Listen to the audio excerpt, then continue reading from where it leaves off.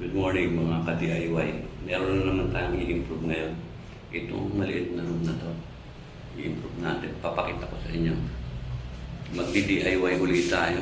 Mga butas-butas ang ceiling niyan. Ito po. Mga ka-DIY, yan ang ating gagawin. Ito po ang CR niya. Oh.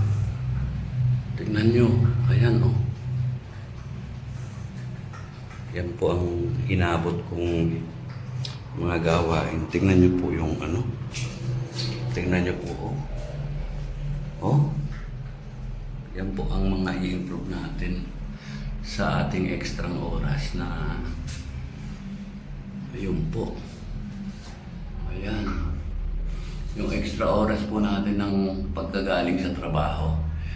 Ito po, pakinggan nyo to. Panoorin nyo mabuti. Dito po natin nilalaan, imbis na mag-inom. Ayan o. Kita nyo po, ito po ang kabuuan ng CR niya, mini CR na. Yan po, mga ka-DIY. Gagawin po natin yan. Yan, ayan mga pinto. Disaster na disaster. Ito ang before ha. Before. Ito po ang bali, third room na po natin to eh. Hindi ko po nabigyan na yun po, mga butas-butas oh. Ayan po. Ayan po. Ang dami. Oh. Daming butas. Oh. Ayan po. Ayan pa. Wow. Tingnan niyo po. Kamas yung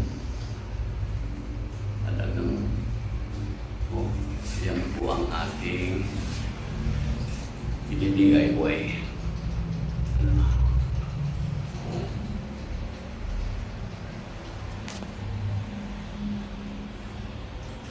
Yan po.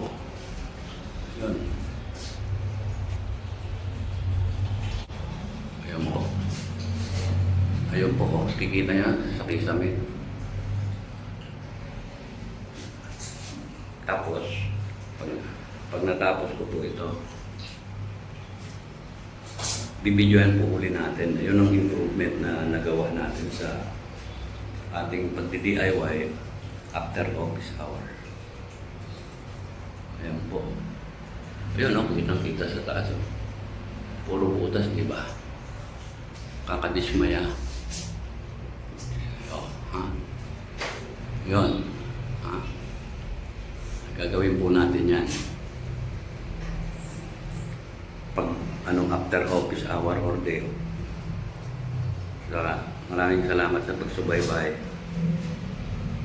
God bless you mga ka-DIY. Thank you.